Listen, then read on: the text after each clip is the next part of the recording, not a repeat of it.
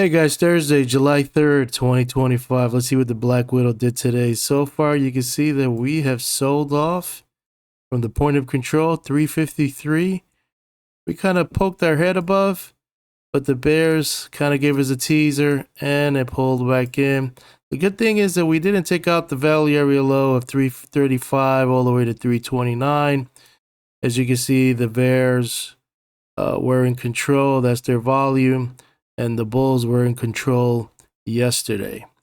So as long as we can hold this level, we're in a good territory. We just got to have a close above the point of control of 353 for a high probability trade, at least to 376. Maybe it could go higher, but at least that level.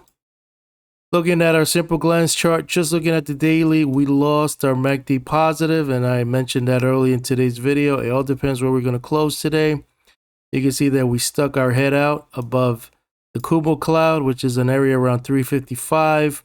The bears came pushed down. But you see this green line right here? That's the 200 SMA on the daily. We pierced it here. We pierced it here a little bit. We found support on it yesterday, and so far we're hanging out there. Seasonality wise, between the 4th and the 7th, it starts getting bullish. So we'll see if this was a gift for those that want to get long. Maybe they could get long in now.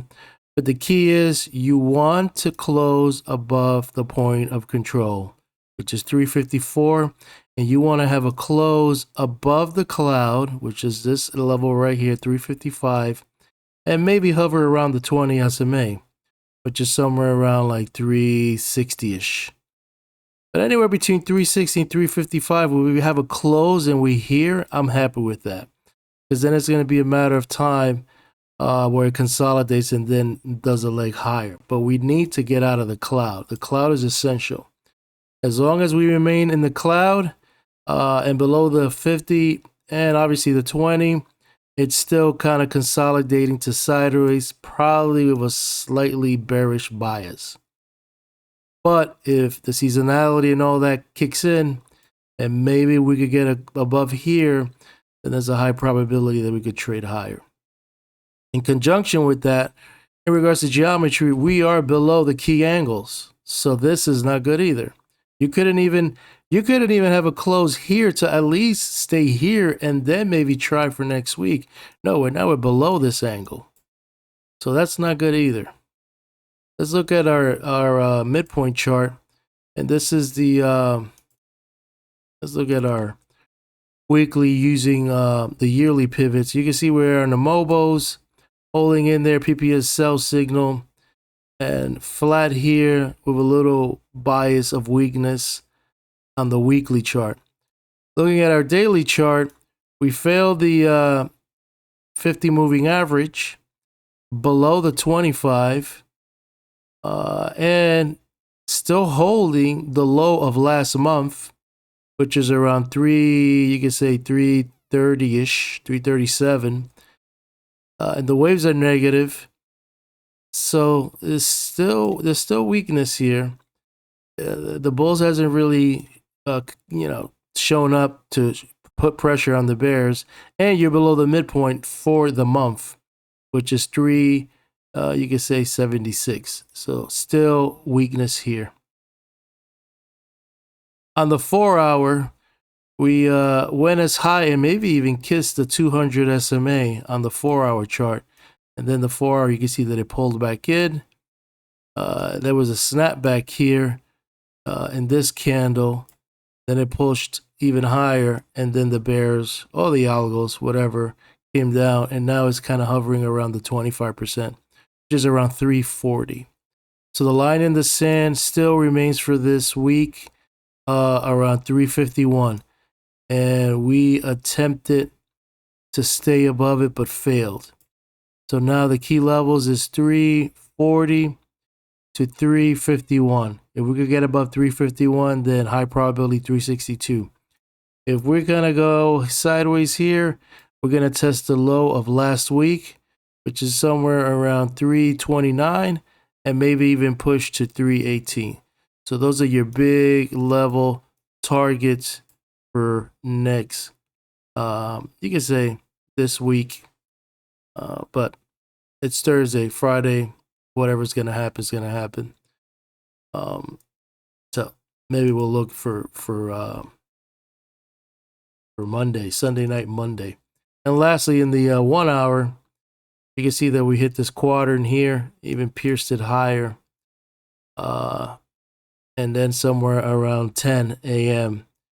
I mean, it's Thursday. I don't know. EIA report must have came out. Maybe storage is higher. I haven't even looked. I've been working all day on a side project, so I just got home to see the price action and was surprised.